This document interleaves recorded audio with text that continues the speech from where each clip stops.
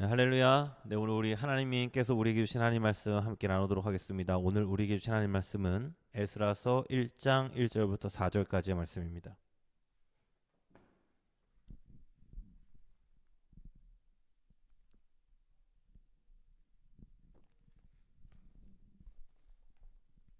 에스라서 1장 1절부터 4절까지의 말씀입니다.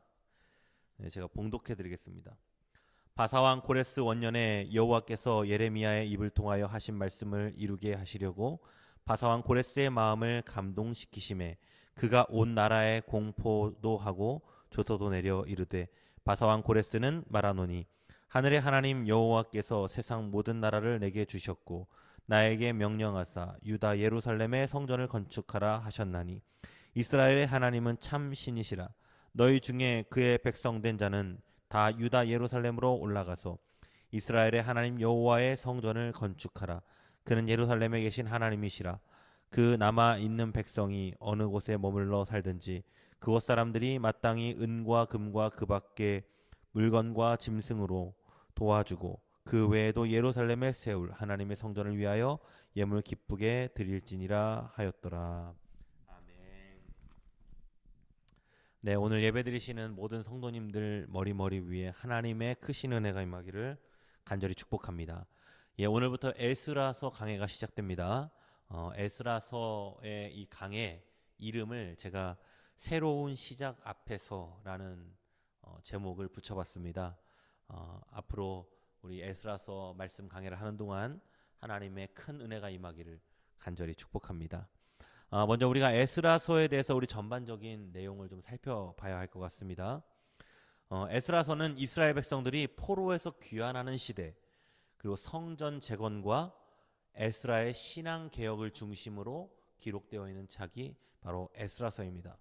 기본적으로 이 포로 귀환은 1차, 2차, 3차에 걸쳐서 포로에서 귀환하게 되는데, 우리가 포로에서 귀환하는 역사를 알려면 이들이 왜 포로로 끌려가게 되었는지를 먼저 알아야겠죠.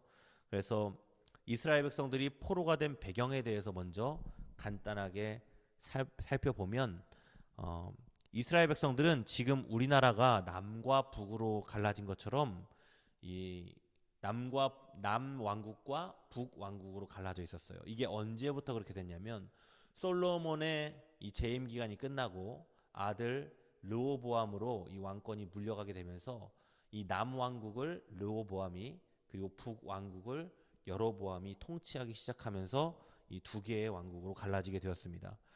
이 남왕국을 유다라고 불렀고, 그리고 북왕국을 이스라엘이라고 불렀습니다. 그리고 남왕국의 수도가 예루살렘, 그리고 북왕국의 수도가 바로 사마리아였습니다. BC 722년 북왕국은 아수르라는 제국에게 정복당하게 됩니다.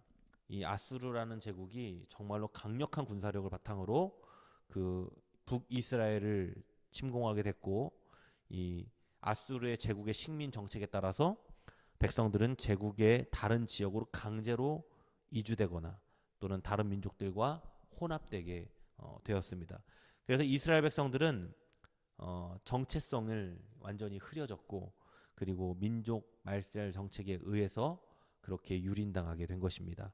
훗날 아수르라는 나라는 고대 근동의 새로운 이 강국인 바벨론이라는 왕국이 등장하기까지 강력한 나라의 모습을 보여줍니다. 이 바벨론이라는 나라의 왕국이 등장함으로 인해서 이제 아수르가 멸망하게 되고, 바벨론은 BC 605년 남왕국을 침공하게 됩니다. 이때 전쟁에서 남유다가 패함으로써 이제 유다 백성들이 1차 포로기를 겪게 되는 것입니다. 이것을 시작으로 BC 586년 예루살렘이 함락되어서 완전히 멸망할 때까지 총 3차례에 걸쳐서 바벨론에게 포로로 끌려가는 치욕을 당하게 됩니다. 그런데 이 바벨론이라는 나라의 전성기도 그렇게 오래가지는 못합니다. 고대 근동 지역에 새로운 패자가 등극하기 시작하는데 바로 이 나라가 페르시아라는 제국입니다. 페르시아의 등장으로 고대 근동의 패권은 완전히 바뀌게 되었어요. 그러나 이 페르시아의 식민 정책은 아수르와 바벨론과는 다르게 식민 정책을 조금 완화된 관용 정책을 펼치기 시작합니다. 페르시아는 식민 국가들에 대하여 강제 이주와 같은 억압 정책 대신에 각 민족이 일종 범위 내에서는 정치적, 종교적인 자유와 그 자치를 허용하는 그 관용 정책을 취하게 된 것입니다. 우선 페르시아 내에 거주하는 모든 식민지 백성들을 본국으로 돌려보내는 것을 허용시켰습니다. 그리고 각 민족이 섬기는 신이 있을 것 아닙니까? 그 신을 섬길 수 있는 신전도 건립할 수 있도록 적극적으로 협조를 해 주었어요. 이스라엘 백성들에게는 하나님을 섬기는 하나님의 성전을 다시 재건할 수 있는 길이 열린 것입니다. 그리고 정치적으로는 이 식민 국가들의 출신의 왕족들이 그 지역을 다시 통치할 수 있도록 그 길도 열어 주었습니다. 제국에게 충성하는 조건이긴 했지만 나름대로 자치를 허용시켜 준 것입니다. 그래서 고대 근동에 페르시아가 새로운 패권을 장악함으로 인해서 완전히 이 지역에 새로운 바람이 불기 시작하는 것입니다. 페르시아의 이런 관용 정책으로 인해서 포로로 잡혀간 이스라엘 백성들이 이제 다시 본국인 이스라엘로 돌아오는 길이 열린 거예요. 이것이 바로 우리가 오늘부터 성경을 봐야 할 포로 귀환기라고 부릅니다.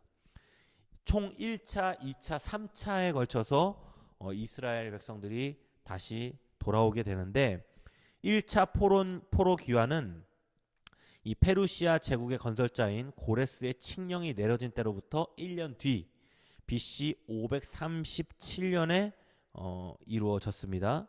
바로 이 1차 포로 귀환을 이끌었던 지도자가 누구냐면 유다의 왕족 출신이었던 세스바살과 스룹바벨이라는 지도자였어요. 이때 포로에서 귀환했던 사람의 숫자가 대략 5만에 가까운 인원이 이 포로에서 귀환을 했다고 합니다. 정말로 대규모 이동이 이루어진 거죠. 이들이 돌아와서 그 다음 해에 가장 먼저 시작했던 것이 무엇이냐면 바로 예루살렘 성전 재건이었어요. 그런데 이들이 성전을 재건할 때 이 사마리아인들의 방해가 있었다고 합니다. 16년이라는 시간 동안 이것 때문에 공사가 중단됩니다. 이렇게 16년 동안 공사가 중단되었다가 이 학개와 스가랴 선지자의 동료로 인해서 BC 520년에 다시 성전 재건을 재개하게 되고 이 공사가 재개된 지 4년 만에 성전 준공을 하게 됩니다. 1차 포로 귀환에 있었던 이 많은 일들 그리고 이 놀라운 역사 2차 포로 귀환이 바로 있었을 것 같지만 사실은 1차 포로 귀환 후 2차 포로 귀환이 이루어지기까지는 꽤 오랜 시간이 걸립니다. 대략 80년이라는 이 시간이 지난 뒤에야 2차 포로 귀환이 시작돼요. 바로 이 2차 포로 귀환을 주도했던 지도자가 누구냐면 바로 학사 겸 제사장이었던 에스라라는 지도자입니다. 에스라의 귀환으로 이스라엘에서는 무엇이 이루어지게 되냐면 바로 신앙의 개혁이 이루어지는 거예요. 그리고 3차 포로 귀환은 바로 이 2차 포로 귀환으로부터 14년 뒤인 BC 444년에 이루어지는데 바로 느헤미야의 주도로 이루어졌고 이 느헤미야는 예루살렘의 성벽 재건이라는 사명을 띠고 이 예루살렘으로 귀환을 하게 됩니다. 바로 이 에스라서는 1차 포로 귀환부터 시작해서 느헤미야의 3차 포로 귀환 직전까지의 역사를 기록하고 있는 책이 바로 에스라서입니다. 이 에스라서는 바로 이스라엘 역사에서 제2차 예루살렘 성전 건축과 그리고 이스라엘의 신앙 개혁을 중심으로 이루어진 책이 바로 에스라서라고 보면 될 것 같습니다. 그리고 3차 포로 귀환은 느헤미야서에 정말로 자세하게 기록되어 있지만 예루살렘 성벽 재건의 역사를 기록하고 있습니다. 이와 같이 에스라서와 느헤미야서는 포로에서 돌아온 이스라엘 백성들이 나라를 재건하는 과정을 다룬 책입니다. 사실 에스라서와 느헤미야서의 저자는 다르지만 히브리어 원전에 보면 이것이 한 권의 책으로 묶여져 있는데, 이것은 두 책이 거의 같은 시대적 배경을 내용상 가지고 있고, 구조와 패턴 그리고 주제와 관심사에서 놀라운 통일성을 보여주고 있기 때문에 이것을 한 권으로 묶어져 있었던 것입니다. 1차, 2차 포로 귀환을 배경으로 쓰여진 에스라서는 1장부터 6장까지는 스룹바벨 주도하에 있었던 1차 포로 귀환부터 시작해서 예루살렘 성전 재건의 역사를 다루고 있고, 그리고 7장에서 10장까지의 말씀은 에스라 선지자를 주도로 해서 2차 포로 귀환과 신앙 개혁 운동에 대해서 다루고 있습니다. 바로 오늘 본문의 말씀은 페르시아의 왕, 이 고레스 왕이 포로 귀환 및 예루살렘 성전 재건 허가 칙령을 온 제국에 공포하는 데서부터 오늘 에스라서가 시작되고 있습니다. 이 고레스의 이런 조치는 역사상 찾아볼 수 없는 아주 놀라운 조치라고 밖에 볼 수가 없습니다. 이 고레스가 페르시아 제국을 건설하기 이전에 고대 근동의 강자들은 바로 아수르와 바벨론이 이 지역의 패권을 장악하고 있었죠. 이들은 식민지의 백성들을 강제로 이주시키거나 민족 호남 정책을 시행해서 민족들을 말살시키려고 했었던 것입니다. 그래서 오늘 본문은 고레스의 칙령이 단순한 우연이 아니라 하나님께서 선지자를 통하여서 예언하신 일의 성취라는 사실을 함께 기록함으로써 에스라서의 막을 열고 있는 겁니다. 이스라엘 백성들이 하나님께 범죄했습니다. 이들이 하나님을 잊어버리고 그래도 하나님의 뜻을 따르지 않고 자기 마음대로 살아가고 있었어요. 그것으로 말미암아 하나님께서는 바벨론이라는 강대국을 들으셔서 이스라엘 백성들을 징계하신 겁니다. 그래서 이들은 포로로 끌려갈 수밖에 없었던 겁니다. 그때 예레미야 선지자는 예언을 했습니다. 어떤 예언을 했냐면, 지금 이 나라가 멸망해서 포로로 끌려가고 있지만 하나님께서 반드시 다시 회복시키실 것이다. 그러니 그것을 믿고 기다려라. 물론 그때 당시에 이스라엘 백성들은 예레미야 선지자의 말을 믿지 않았습니다. 여러분, 포로 생활이 70년입니다. 여러분, 1년도 여러분 너무너무 긴 시간입니다. 그런데 70년을 믿고 기다린다는 것은 정말로 쉽지 않은 일이죠. 제 인생에서 가장 시간이 안 갔고 어려웠던 시간을 꼽으라면 바로 군대입니다. 여러분, 군대에서 하루하루 날짜를 지워가면서 전역할 날만을 기다렸습니다. 그런데 여러분, 하루를 지워도 여러분 나에게 남은 날짜는 700일이 넘는 거예요. 하루하루가 너무너무 고통스럽고 힘든데 하루를 지우고 일주일을 지워봐야 이 남은 시간이 너무너무 긴 거예요. 특히 전역을 앞둔 마지막 한 달은 정말로 시간이 안 가는 겁니다.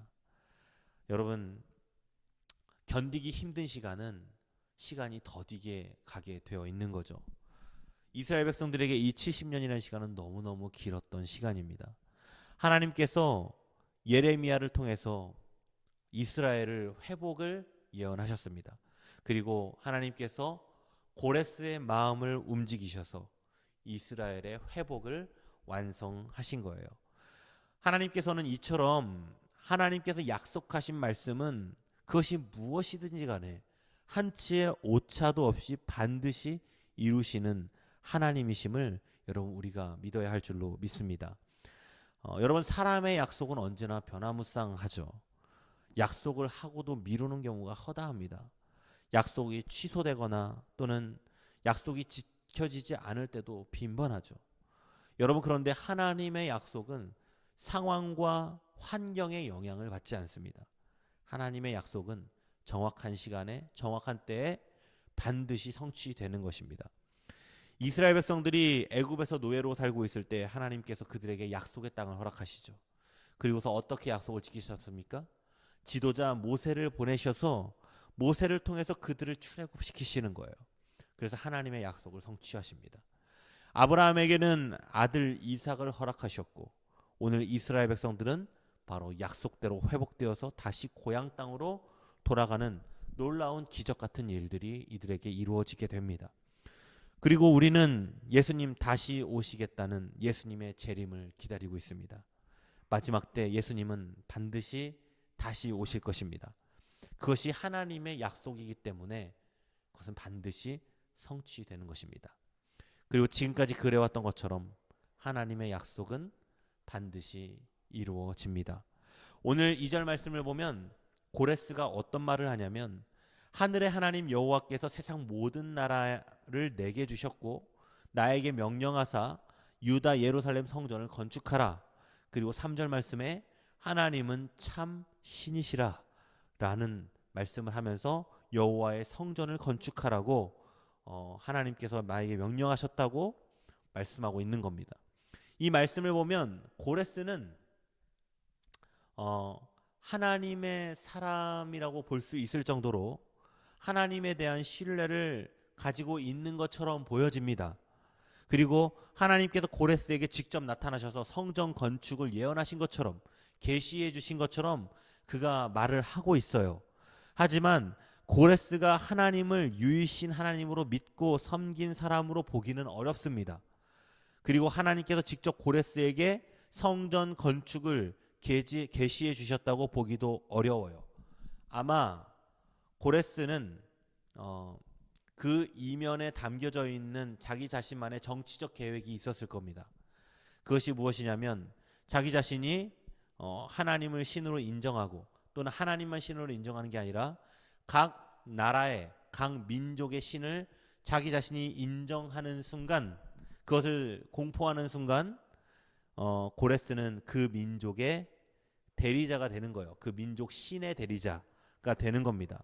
그리고 그 민족의 신의 대리자인 고레스는 그 민족의 사람들이 그 사람에게 충성을 다 할 수 있을 거라고 그는 생각했던 것이죠.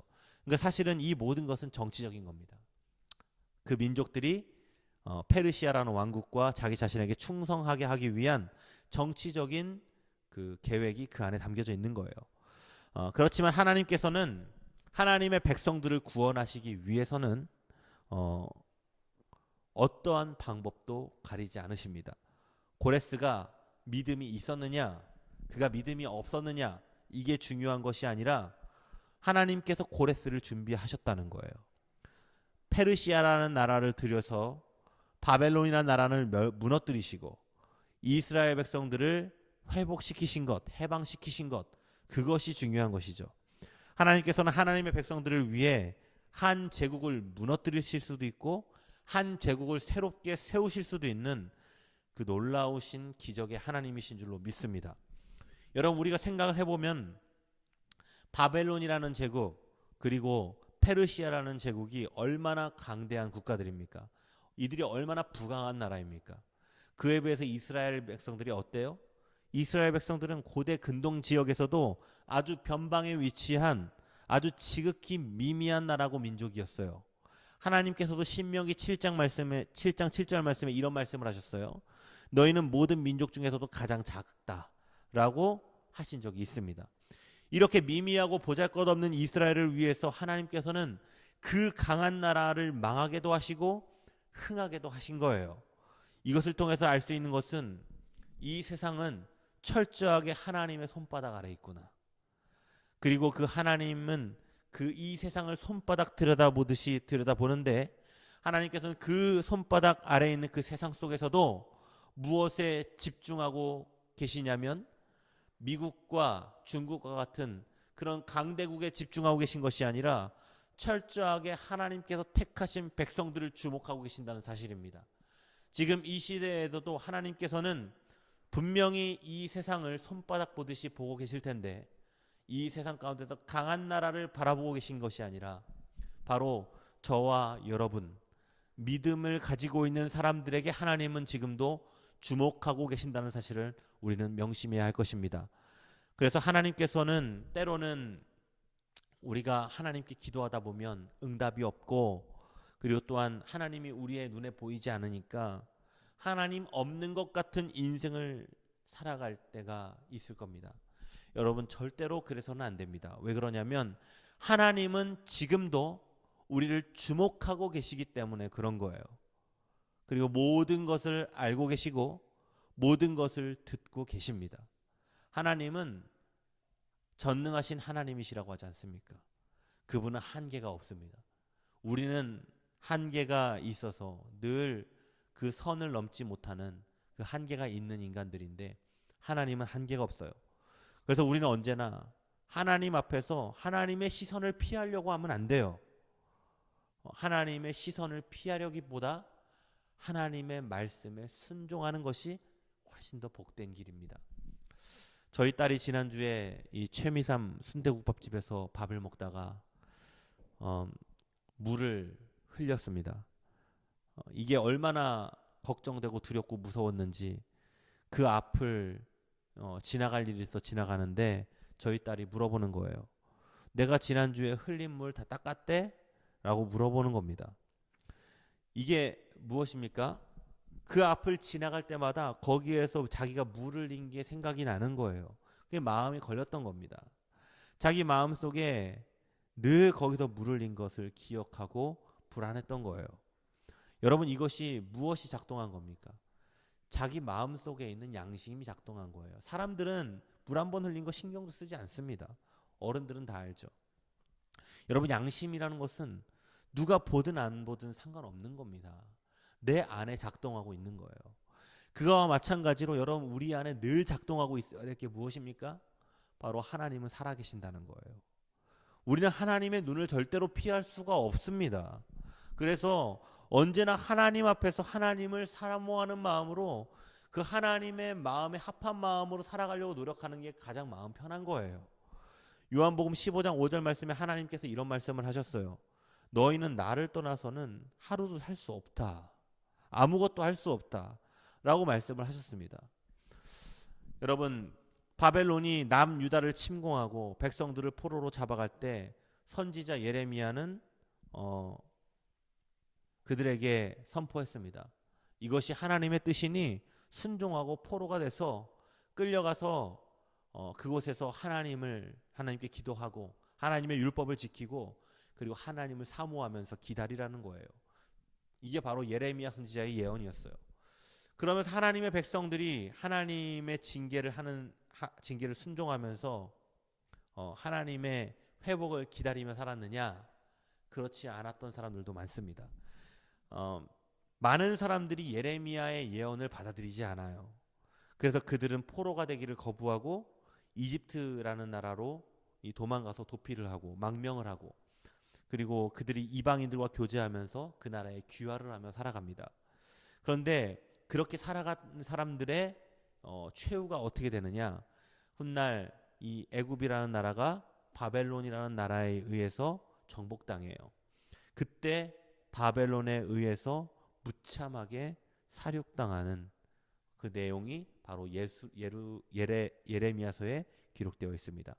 반면에 포로가 되어서 끌려가서 이 순종한 사람들은 그리고 또한 죄를 철저하게 회개하고 회당을 세우고 하나님의 율법을 열심히 지킴으로써 살아갔던 사람들은 어떻게 되느냐?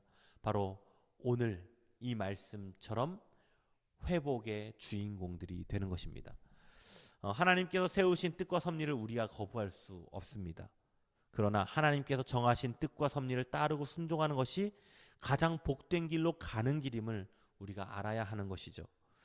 하나님은 하나님의 말씀대로 약속하신 대로 고레스를 세우셔서 이스라엘 백성들을 다시 회복시키셨습니다. 고레스의 포로 귀환 조치는 역사적으로 유례를 찾아볼 수 없는 놀라운 조치였어요. 하나님의 말씀을 약속을 성취하시려는 하나님의 역사가 아니라면 절대로 일어날 수 없는 일인 것이죠. 우리는 이 사실 앞에서 다시 한번 하나님의 말씀에 대한 절대적인 신뢰를 가져야 할 줄로 믿습니다. 무엇이든지 어떤 일이든지 가능하신 하나님 앞에서 언제나 겸손하고 순종하는 모든 성도님들 되시기를 바랍니다. 생각지도 못한 곳에서 기적을 경험하게 될 줄로 믿습니다. 기도하겠습니다. 살아계신 하나님 감사합니다. 오늘 이 예배 가운데 함께하여 주시고 놀라운 역사하심으로 함께하여 주신 하나님께 감사와 영광을 올려드립니다.